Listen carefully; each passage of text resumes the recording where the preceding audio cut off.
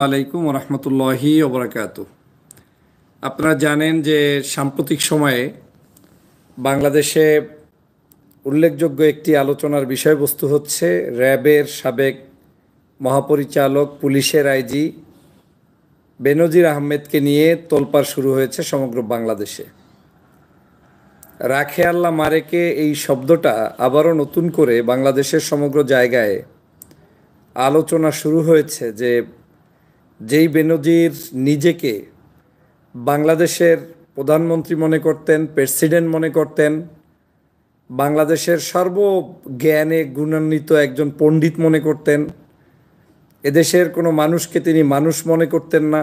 বক্তব্যগুলো এমন ছিল, মনে হয় গর্তের ভিতরে লুকিয়ে থাকলেও সেখান থেকে জামাত, শিবির, হেফাজত, চরমনাই, আলেম, ওলামা, মানে এক বাক্যে তার বিরোধী যারা সবাইকে তুলে নিয়ে এনে তিনি ক্রসফায়ার দিবেন, মৃত্যুবরণ করাবেন, এ ধরনের একটা তার সব সময় অতিরঞ্জিত বক্তব্য ছিল। এমনকি তিনি অতিরিক্ত তোষামোদী করতে গিয়ে শেখ হাসিনার খুবই কাছের মানুষ হয়ে গিয়েছিলেন।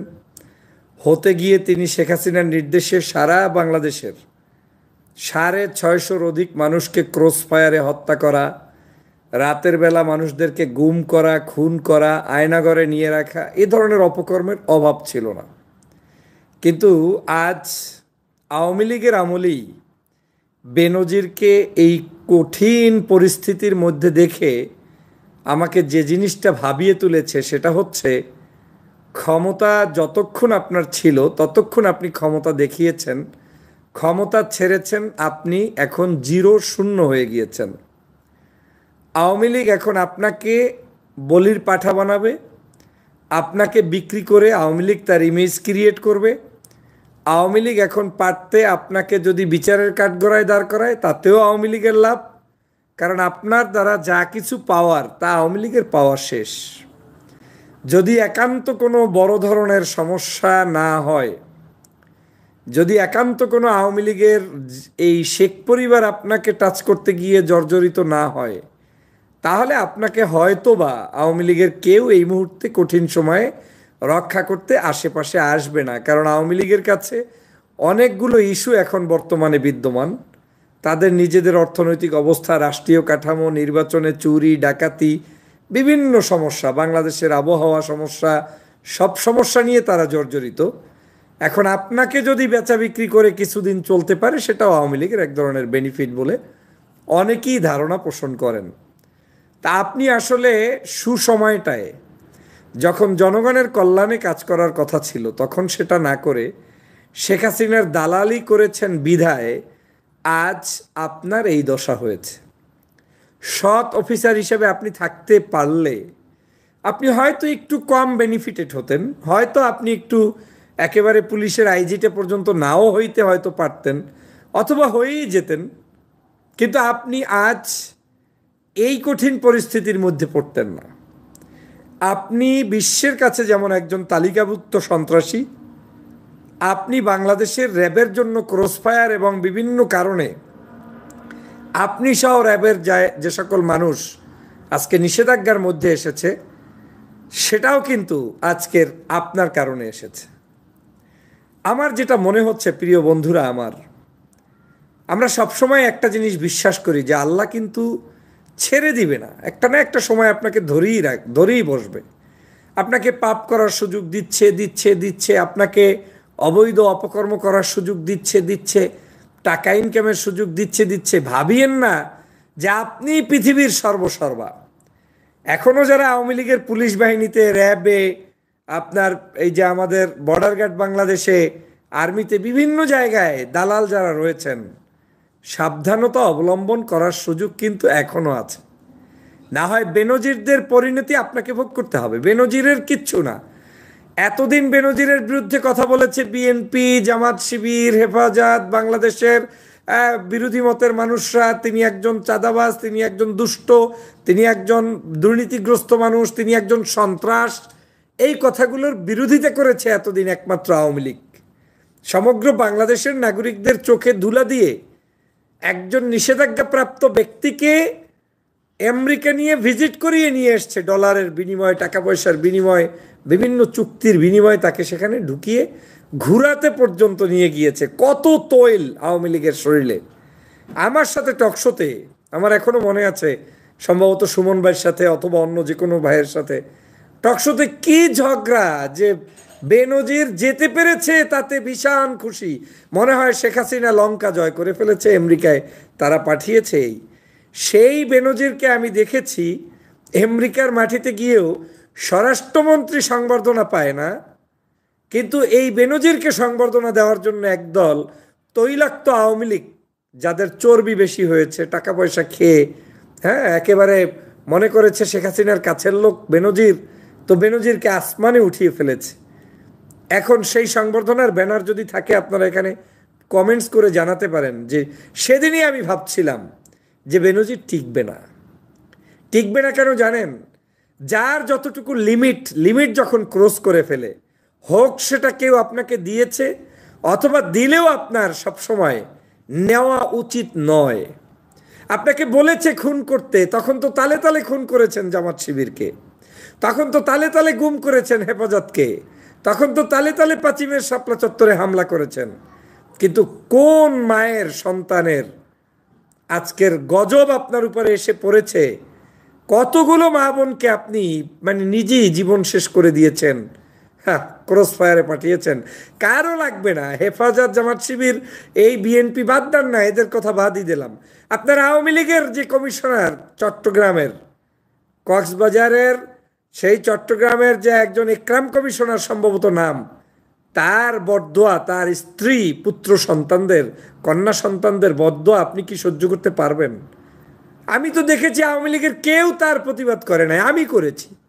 অ্যাজ এ হিউম্যান হিসাবে একজন কমিশনারকে যখন ক্রস ফায়ারে হত্যা করে তখন তার মোবাইলটা অন করা ছিল। আহ, কি করুণ দৃশ্য!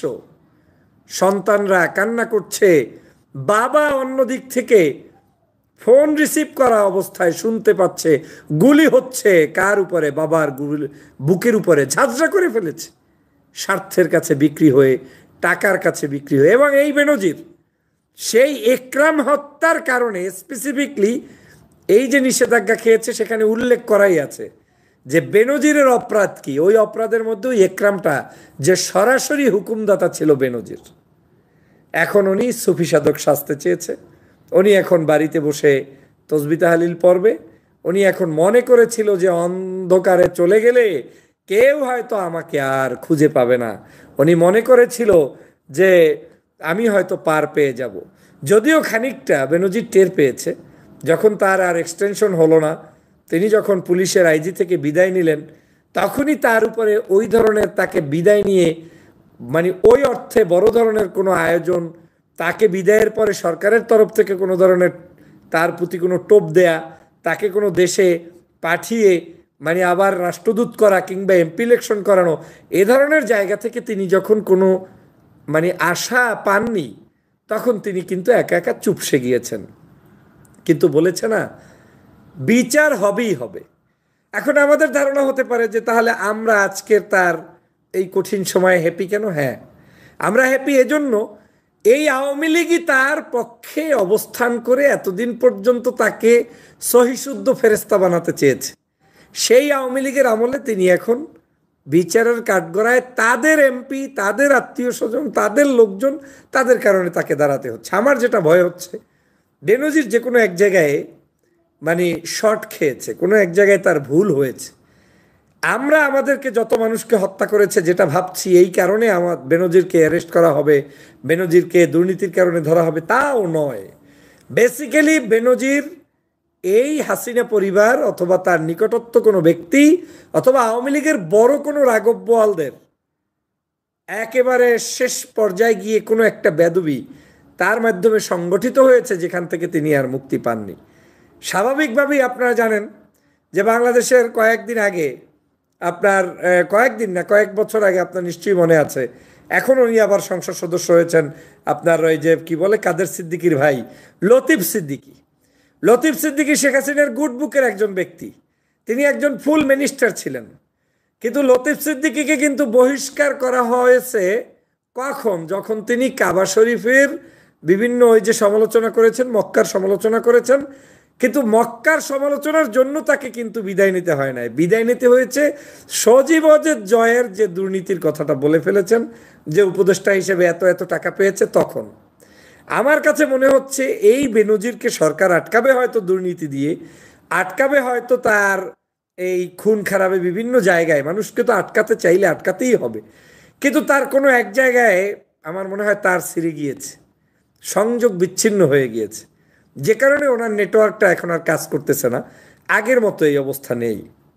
আমি আজকের এই বেনজির সাহেবের এই বিচার শুরু হওয়া, দুর্নীতির তদন্ত হওয়া, এই জায়গা থেকে বাংলাদেশের সমগ্র পুলিশ, বাংলাদেশের যারা যারা আমাদের রক্ত চুষে চুষে খেয়েছেন, আপনাদেরকে সাবধান করে, অ্যালার্মিং আপনাদের জন্য, আপনাদেরকে বলে দিতে চাই, পৃথিবীর কেউ যদি আপনাকে মানে একেবারে মাফও করে দেয়, আপনি মুক্তি পাবেন না। আল্লাহর দরবার থেকে বিচার দুনিয়া আখিরাত দুজায়গায় হবে, এবং দুনিয়ায় অপদস্থ হওয়ার সম্ভাবনা আপনাদের বেশি, যে পরিমাণ জুলুম অত্যাচার করেছেন। এই যে 28 অক্টোবরের মানুষদেরকে মেরেছেন, গুলি করেছেন, হত্যা করেছেন, মানে ছত্রসঙ্গ করে দিয়েছেন, পোস্টার বিলি করতে গিয়েছে, পিছন থেকে গুলি করে মানুষগুলোকে মেরে ফেলেছেন। কার কথায় মেরেছেন? কার নির্দেশে এই হত্যাযজ্ঞ চালিয়েছেন? আপনারাও এই বেনজিরের মতোই কিন্তু আপনাদেরকে বিচারের কাঠগড়ায় দাঁড় করাতেই হবে। এবং আমি এও বলছি, বেনজিরকে টান দেওয়ার পরে কয়েকটা সম্ভাবনা বাংলাদেশে আছে। এক, বেনজিরের সাথে যারা সঙ্গপঙ্গ ছিলেন, আপনারাও কিন্তু এই টানের মধ্যে চলে আসার সম্ভাবনা আছে। এটা করতে গিয়ে দুটো জিনিস হতে পারে। একটা হতে পারে এই প্রশাসনে বিশৃঙ্খলাও তৈরি হবে, একে অপরের মধ্যে মানে মানে কি বলে, নিজেদের মধ্যে বিশ্বাসঘাতকতা তৈরি হবে, একজন আর একজনকে দোষ দেওয়া শুরু করবে, কেউ কাউকে বলবে যে তোমার কারণে আমার এই সমস্যা, আমার কারণে তোমার এই সমস্যা, এগুলো বলে নিজেদের ঘরের মধ্যেই নিজেরা আগুন ধরিয়ে দিবে। আমরা সবসময় জানি যে অতিরিক্ত কোনো কিছুই কোনো জায়গার জন্য কল্যাণ বয়ে নিয়ে আসে না। বাংলাদেশে যেই সকল পুলিশ, যেই সকল অফিসাররা, যেই সকল লোকেরা শেখ হাসিনার দালালি করছেন, রাষ্ট্রের টাকা খেয়ে, রেমিটেন্সের টাকা খেয়ে, বিদেশ থেকে টাকা পাঠানো, সেখান থেকে বেতন নিয়ে নিজের ছেলে সন্তানদেরকে দুর্নীতিগ্রস্ত বানাচ্ছেন আমাদের টাকা দিয়ে, আর আপনারা মনে মনে ভাবছেন যে কিয়ামত পর্যন্ত খুব ভালো থাকতে পারবেন, আমার কাছে খুবই সন্দেহ হয়। এই যে ডিবির হারুন টারুন আছে, একজনও এই দুনিয়া যদি সত্য হয়, এই আখেরাত যদি সত্য হয়, এদের বিচারের কাঠগড়া আসতেই হবে। এখন আপনি বলতে পারেন কয়দিন পরে আর কয়দিন আগে, আপনি নিজে দেখেন বেনজির বিদায় নিয়েছে কয় মাস হয়েছে, কয় বছর হয়েছে? Less than 5 years I think. মাত্র 2-3 বছরের মধ্যে আগেই তো তিনি বিদায় নিয়েছেন। তো 2-3 বছরের মধ্যে যে লোকটি বিদায় নিয়েছেন, তাতেই ইতিহাস পরিবর্তন হয়ে যাচ্ছে। দুদক তার পিছনে লাগবে না, দুদককে নামানো হচ্ছে। একদিনের নোটিশে দুদক আজকে এসে তাকে তদন্ত করতে বাধ্য হচ্ছে, এবং জনগণের কাছে ইমেজ ক্রিয়েট করতে আওয়ামী লীগ বাধ্য হচ্ছে যে কিছুটা হলেও যদি বেনজিরের বিচার করা যায়। তাহলে এখন বেনজির চিন্তা করে দেখো, যার জন্য তুমি করলা চুরি, যার জন্য জীবনটাকে উজাড় করে দিয়ে মানুষের রক্ত চুষে চুষে খেয়েছো, সেই তো তোমার পাশে থাকবে না। কিন্তু সৎ অফিসার থাকলে, কেউ পাশে না থাকলেও আল্লাহ তখন পাশে থাকে, কোনো ক্ষতি হয় না। কারণ যদি আপনি এই মানুষগুলোকে হত্যা না করতেন, আপনাকে আওয়ামী লীগ যদি ভালো নাও বাসতো, আপনার ক্ষতি করতে পারতো না। আপনার চূড়ান্ত পর্যায়ে গিয়ে আপনাকে শুধু শুধু খামাখা, বহু অফিসার আছে যারা নর্মাল রিটায়ারমেন্টে যায়, তা ওদেরকে নিয়ে কেউ পত্রিকায়ও লেখে না, সরকারেরও মাথা কামানি নাই, কিন্তু আপনাকে নিয়ে এটা শুরু হয়েছে, এটা আপনাকে প্রায়শ্চিত্ত ভোগ করতেই হবে। একটা জিনিস মনে রাখবেন, শেখ হাসিনা কিন্তু একটা জায়গায় খুবই খুবই স্বার্থপর। সেটা হচ্ছে, তিনি যখন দেখেছেন যে আমার ছেলে সজীব অজের জয় দুর্নীতিতে বিদেশে মামলার আসামি, আসতে পারে না দেশে, মাঝে মাঝে আসে, মাঝে মাঝে আইসে আবার 1-2 দিনের মধ্যে চলে যায়, নির্বাচনের পর থেকে আজ পর্যন্ত আমি দেখিও নাই আসছে কিনা, যদি এসে থাকে আপনাদের কাছে ছবি থাকলে পাঠান। তো এই ভদ্রলোক আমার সন্তান হয়ে বিদেশের মাটিতে মামলা হামলা খাবে, আর তোরা আমার এখানে বসে বসে টাকা পয়সা ইনকাম করে একেবারে সব ফুলে ফুসে হয়ে যাবি, তোদেরকেও মাঝে মাঝে একটু ট্রিটমেন্ট দেওয়া দরকার। আমি শেখ হাসিনার সম্পর্কে আমার একটা ধারণা হয়েছে, সেটা হয়েছে শেখ হাসিনা প্রয়োজনে আপনাকে কঠিনভাবে ব্যবহার করতে জানে, কঠিনভাবে, তখন আপনার সমস্ত রশ্মি ছেড়ে দিবে একদম। আপনি বুঝতেই পারবেন না যে আপনার জন্য কি কি করণীয়, ভবিষ্যৎ কি অপেক্ষা করছে। সব ছেড়ে দিবে, বলবে তুই দুর্নীতি করবি কর, নারীবাজি করবি কর, টেন্ডারবাজি করবি কর, পুলিশের যা লাগে তাই কর, তুই আজকে রাতটা আমারে বাঁচা, কি ভোট চুরি কর, ডাকাতি কর, অমুকের মারা দরকার মার, ক্রস ফায়ার কর। শেখ হাসিনা কিন্তু this is very good things, মানে তার ওয়েতে এই ব্যাড কাজটাকে সে গুড ওয়েতে হ্যান্ডেল করতে পারে, কি যে যে কোনো মূল্যে আপনাকে ব্যবহার করে তার স্বার্থ শুদ্ধি করে ফেলবে।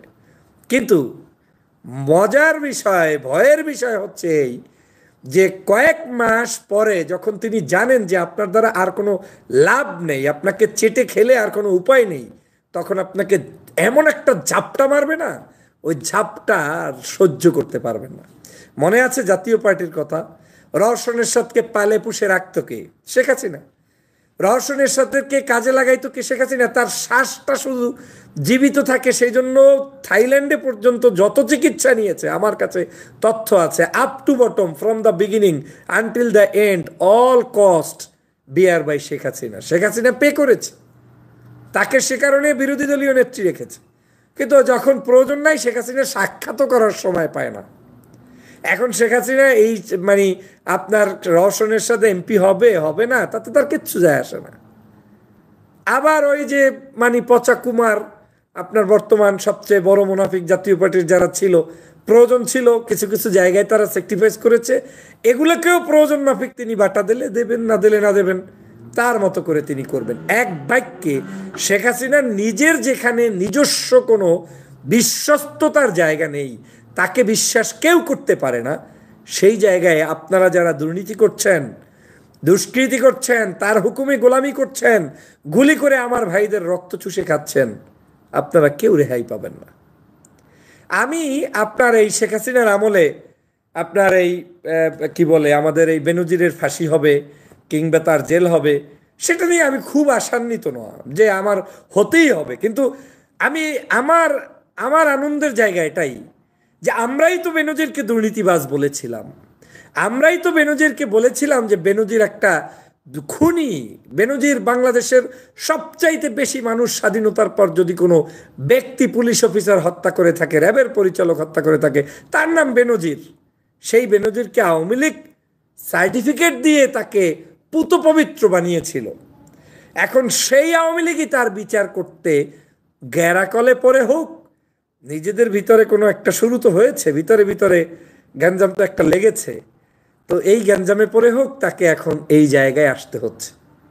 আমার বিশ্বাস যারা যারা রক্তের সাথে বেইমানি করছেন, দেশের সাথে বেইমানি করছেন, কেউ কিন্তু ভালো থাকতে পারবেন না। শিক্ষা গ্রহণ করুন ইতিহাস থেকে। ১/১১ পরে মঈন ফখরুদ্দিনরা বাংলাদেশের সবচেয়ে একেবারে সদল বলে সগৌরবে বড় বড় হুঙ্কার দিয়ে ক্ষমতায় ছিল, আজ তারা কোথায়? বাংলাদেশে এখন তাদেরকে খুঁজে পাওয়া যায় না, ক্ষমতা শেষ, এখান থেকে পালিয়ে গিয়েছে, কোন দেশে আছে তাও কেউ জানে না। মাঝে মাঝে মানুষ ছবি পোস্ট করে, দেখলে খুব মায়া লাগে, চেহারা সুরাতের অবস্থা নাই, ভিখারির মতো রাস্তায় দাঁড়িয়ে আছে ফখরুদ্দিন, মঈনুদ্দিন, চেহারাগুলো বিকৃত, অসুস্থ, গ্লানি। এগুলো কেন? বটদোয়া, মানুষের দীর্ঘশ্বাস। এই আওয়ামী লীগের প্রত্যেকটি জুলুমবাজ নেতাকর্মী, পুলিশের প্রত্যেকটি জুলুমবাজ যারা যারা এই অপকর্মগুলো করেছেন, আপনারা প্রত্যেকেই এই ধরনের কুৎসিত চেহারার জন্য অপেক্ষা করতে হবে।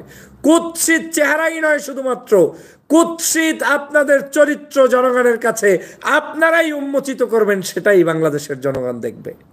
১৯৭৫ সাল বিএনপি ঘটায় নাই, জামাত ঘটায় নাই, হেফাজত ঘটায় নাই, চরমনাই ঘটায় নাই, আপনারা আওয়ামী লীগই ঘটাইছেন। নিজেরা নিজেদের স্বার্থের দ্বন্দ্বে ৭৫ ঘটিয়েছিলেন, মনে আছে তো ইতিহাস। বাংলাদেশে আজ আপনারা সেই জায়গায় লেজে গুবুরে অবস্থা তৈরি করে ফেলবেন। একটা সময় আসবে কেউ বিশ্বাস করবে না শেখ হাসিনাকে। যারা এখনো মনে মনে ভাবছেন যে অনেক তালুকদারি করে ফেলেছেন, কিচ্ছু করেন নাই, বাংলাদেশের মানুষের হৃদয় থেকে আপনারা চলে গিয়েছেন। আর এটা পারা যায় না বন্ধুরা আমার, কাউকে কষ্ট দিয়ে। আমি একটা দল করতে পারি, কিন্তু আমার চোখের সামনে আওয়ামী লীগ থাকলে তাকে গুলি করে মারতে হবে, এই শিক্ষা তো আমার ধর্ম কিংবা দল দেয় না। আপনি আওয়ামী লীগ আর যা করেছেন সমগ্র বাংলাদেশের নাগরিকদের সাথে, কত শিবির মেরেছেন বলেন, হিসাব আছে? কত হাজার শিবির মেরেছেন, কত হাজার জামাত মেরেছেন যুদ্ধাপরাধী ট্যাগ লাগিয়ে। এখন তো যুদ্ধাপরাধীর তালিকাই আল্লাহর মেহেরবানি আপনারা করতে পারেন না। কেন পারেন না জানেন? হ্যাঁ, আপনাদের মুক্তিযোদ্ধা মন্ত্রী বলে যুদ্ধাপরাধীর তালিকা করলেই আপন লোকদের নাম চলে আসে, বিশেষ ব্যক্তিদের নাম চলে আসে। কেন এখন লজ্জা লাগে? বিশেষ ব্যক্তি আপনার বেয়াই, আপনার তালই, আপনার ছোট ভাই, আপনার আত্মীয়, আপনার মামা খালু, এই তো এতদিন খেয়াল ছিল না? তাহলে নিষ্ঠুরভাবে যেই আলেমদেরকে আপনারা ফাঁসির কাস্টে ঝুলিয়েছেন, সেই নিজাবি মুজাহিদ, আলী হাসান মুজাহিদ, কাদের মোল্লা সাহেব, মীর কাসেম আলী, এরপরে আপনার যাদের কি আপনারা হত্যার কাণ্ড ঘটিয়েছেন, তাদের রক্ত কি খালি যাচ্ছে? চট্টগ্রামের বীর চট্টলার সালাউদ্দিন কাদের চৌধুরীকে ফাঁসির কাস্টে ঝুলিয়েছেন। কি অপরাধ, কি অপরাধ বলেন? আর এখন এই যুদ্ধাপরাধী ইস্যুটা একটা খেলনা হয়ে গিয়েছে। আপনাদের আমলেই আপনারা অপারগতা প্রকাশ করছেন যে তালিকা প্রকাশ করা যাচ্ছে না। নৌপরিবহন মন্ত্রী সাবেক সম্ভবত শাহজাহানকে একটা দায়িত্ব দেওয়া হয়েছে, তিনি বলছেন সর্বসাকুল্যে 113 জনের না 14 জনের নাম তার কাছে আছে, তাও যদি ঘোষণা করতে বলে বলতে পারবো না, এলে পারবো না, তালিকা হচ্ছেই না, ধরে নিন আর হচ্ছে না। এই তো আওয়ামী লীগ। এইভাবে করে প্রত্যেকটা বিশ্ববিদ্যালয় ক্যাম্পাস থেকে মানুষগুলোকে হত্যা করেছেন। হেফাজতে ইসলামের রাতের বেলা লাইট লিবিয়ে তারপরে সেই মানুষগুলোকে, কি অপরাধ ছিল বলেন? আমার সেই মাদ্রাসা শিক্ষার্থীদের, গরিব অসহায় মানুষদেরকে বেনজির সাহেব মেরেছেন। হয়তো কয়েকটি লাশ গিয়েছে, কিন্তু মাদ্রাসার মৌলবীরা এখনো গ্রামগঞ্জে বুক ফুলিয়ে হাঁটে, মিলাদ পরে, ক্যাম্প পরে, মসজিদ চালায়, মাহফিল করে। কিন্তু আপনি বেনজির পুলিশ অফিসার হয়েও ঠান্ডা মাথায় বাহিরে গিয়ে 5 স্টার হোটেলে একটা প্রোগ্রামে জয়েন করতে পারেন না। এটাই তো আল্লাহর শাস্তি। আমি প্রায়ই বলে থাকি, মামুনুলকে যারা জেলে নিয়েছে, আলেমুল আমাদেরকে যারা জেনে নিয়েছে, খোঁজ নিয়ে দেখেন, ওই ব্যক্তি হয়তো কষ্ট পাচ্ছে, কিন্তু ওর বাহিরে যত পরিবারের সদস্য আছে সবাই শেখ হাসিনার চাইতে আরামে আছে। শেখ হাসিনা প্রধানমন্ত্রী, কিন্তু তার সন্তান নিয়ে ঘুমাইতে পারে না। সজীবদের জয় ঠিকমতো নির্বাচনের সময়ও আসতে পারে না। তার স্ত্রী কোথায়? সজীবদের জয়ের বাড়ি চালান দিয়েও আমি একেবারে বহু ধরনের চালান দিয়েছি, আজ পর্যন্ত খুঁজে পাই নাই। নাতি কই, পুতি কই, নাই, কিচ্ছু নাই। কষ্টের কারণে যত মানুষকে কষ্ট দিয়েছেন, সুখী সংসার হবে না তো। অতএব এখনো যারা বাংলাদেশের মানুষের রক্ত চুষে খাচ্ছেন, সেই ভদ্র পুলিশের ভাইয়েরা, প্রিয় বন্ধুরা আমার, বিজিবির বর্ডার গার্ডের সদস্যরা, তারপরে আপনার আর্মিতে অবস্থানরত বিভিন্ন সেক্টরে এবং বিশেষ করে প্রশাসনিক কর্মকর্তারা, ধরারে সরা মনে করে যা ইচ্ছা তাই করবেন না, কোনো লাভ নাই। যেই মানুষগুলো জীবন দিয়ে গিয়েছে, আমি হৃদয় থেকে বলছি, আমি আজও আপনাদের জন্য, আমি শুধু এই রক্তের কারণে বরদোয়া করতে বাধ্য, আমার উপায় নেই। আমাদের মানুষদেরকে যাদের গুলি করে করে করে করে হত্যা করেছেন, লাশগুলো গুম করেছেন, সেই চট্টগ্রাম আপনার কি বলে সিলেটের এম ইলিয়াস আলীর লাশ কোথায় বেনজির? বলেন, তার বডি কোথায় বলেন? বাংলাদেশের মোকাদ্দেস ইসলামী বিশ্ববিদ্যালয়ের 4 জন বন্ধু একসাথে হারিয়ে গিয়েছে, কোথায় তারা বলেন? আয়নাগরের মধ্যে কত মানুষকে নিয়েছেন বলেন? মীর কাসেম আলীর ছেলে মীর আরমানকে কোথায় বলেন? গোলাম আজমের সন্তান আজকের কি বলে মীর আমান আল আজমি আজকে কোথায় বলেন? এই চোখের কান্নাগুলো আপনাদের কাছে কি মনে হয়েছে যে অনেক ক্ষমতাধর আপনারা, এই চোখের পানি কোনো কাজে আসবে না? এই চোখের পানির কারণে তোদের সমস্ত ক্ষমতা, ধর্প খর্প যা আছে সব শেষ হয়ে যাবে, শেষ হয়ে যাচ্ছে চোখের সামনে। আমার বিশ্বাস, আমি দোয়া করি ওদের শাস্তি এমন হোক, এই শহীদ পরিবারের সদস্যরা বেঁচে থাকতেই যেন দেখতে পারে যারা যারা জুলুম করেছে তাদের কি করুণ পরিণতি হয়েছে। দেশ নেত্রী বেগম খালেদা জিয়া, বয়োবৃদ্ধ নারী, কি জুলুম না করছো তোমরা। এই রকম অত্যাচার, জুলুম, নির্যাতন করার পরে তুমি ভাবছো দেলোয়ার হোসেন সাঈদী সাহেবকে গুলি করে হত্যা করবে কি? পুশ করে ইঞ্জেকশন দিয়ে হত্যা করে ফেলেছে। জিজ্ঞাসা করার সাহস পর্যন্ত কারো নাই, করতে পারছে না, কারণ জিজ্ঞাসা করলেও তাকে জেলের মধ্যে বন্দি করে ফেলবে। এই দেলোয়ার হোসেন সাঈদীর পানি কি, চোখের পানি কি কাজে আসবে না? যাদের হাতে বেরুরা দিয়েছ, বহু আলেমকে মাথায় হেলমেট পরিয়ে হাতে পায়ে বেরুরা বেঁধে তারপরে জেলখানায় হাজির করেছ, তাদের চোখের পানি কি শেষ হয়ে গিয়েছে? আমরা আল্লাহকে বিশ্বাস করি, আমরা রাসূলকে বিশ্বাস করি, আমরা কোরআনকে বিশ্বাস করি। আমার হৃদয় আত্মবিশ্বাস আছে এ জুলুমের অবসান হবেই হবে, এবং আমার আরো আত্মবিশ্বাস আছে ওরা নিজেরাই নিজেদের মধ্যে গাত্রদাহ সৃষ্টি হয়ে জ্বলে পুড়ে ছারখার হয়ে যাবে। এটাই হবে মুমিনের জন্য সবচেয়ে বড় বিজয়। আজ সেজন্য বলছি, যারাই এই লম্ফজম্ফ করছেন সাবধান হয়ে যান। মানুষের চোখের পানি কোনোদিন বৃথা যায় না, গরিবের চোখের পানি কোনোদিন বৃথা যায় না, কৃষক শ্রমিকদের পানি কোনোদিন বৃথা যায় না। এই যে গত দুদিন আগে শহীদ হলো 3টি ভাই, আজকের মুসলমানদের উপরে হিন্দুরা আক্রমণ করেছেন, সেই চোখের পানি বৃথা যাবে না।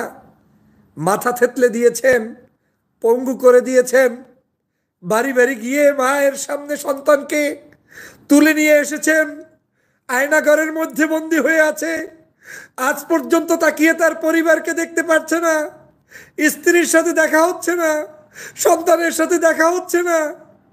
এই কঠিন পরিস্থিতির বাংলাদেশে আপনি মনে করেছেন যে আপনারা পার পেয়ে গিয়েছেন? কিচ্ছুই পার পান নাই, গজবের অপেক্ষা করেন। এই গজব থেকে রক্ষা করতে কেউ পারবে না আপনাদেরকে। এই গজব আল্লাহ প্রদত্ত গজব। অনেকে ভাবেন যে 3 দিন আগেও যার এত বড় ক্ষমতা, সেই ব্যক্তির এত ক্ষমতা দুর্বলতা হওয়ার কারণ কি? আজও আমি বাংলাদেশের যদি সত্যিকার দেশপ্রেমিক সেনাবাহিনী থেকে থাকেন, র্যাব বাহিনী থেকে থাকেন, পুলিশ বাহিনী থেকে থাকেন, যদি সগৌরবে দেশের মানবতার পক্ষের মানুষ হয়ে থাকেন, গর্জে ওঠেন, সত্য কথা বলা শুরু করুন, মানুষকে পাবেন, মানুষের দোয়া পাবেন। আর যদি তা না করেন, পালিয়ে রক্ষা হবে না, পালিয়ে রক্ষা হবে না। আপনারা আপনাদের চূড়ান্ত পরাজয় নিশ্চিত হবে ইনশাআল্লাহ। বাংলাদেশের প্রত্যেকটি পদে পদে যেখানেই যেখানে আপনি জুলুম করেছেন, একটি বিষয়, সবচেয়ে বড় বিষয় জেনে রাখবেন, আপনি জুলুম করেছেন, মামলায় আপনার নাম নাই, এই তো, কিন্তু আসল মামলা মহান রবের কাছে উঠে আছে। ওই রব যখন পাকড়াও করবে, ওখান থেকে আওয়ামী লীগ, বিএনপি, জামাত, হেফাজত দেখে রব পাকড়াও করবে না, রব পাকড়াও করবে আপনার কাজের কারণে। কি অন্যায় করেছে এদেশের মানুষ!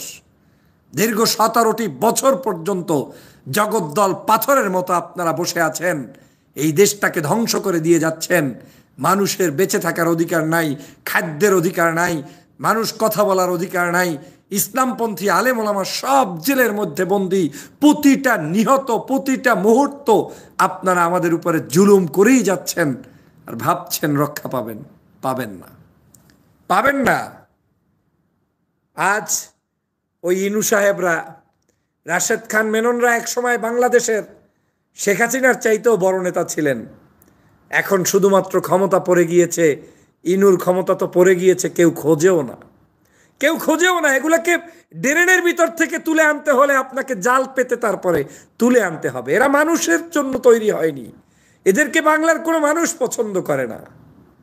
আজ যারা বাংলাদেশটাকে মনে করেছিলেন, ও কত কনসার্ট, কত আনন্দ উৎসব, কত ধর্ষণ, কত মাগিবাজি, কত দুষ্টামি, সব কিছু করে মনে করছেন যে দেশটা একেবারে সাজাই ফেলছেন আপনার মতো, আর সেই দেশেই এখন 99% মানুষ ধর্মের পক্ষে, ইসলামের পক্ষে, মানবতার পক্ষে।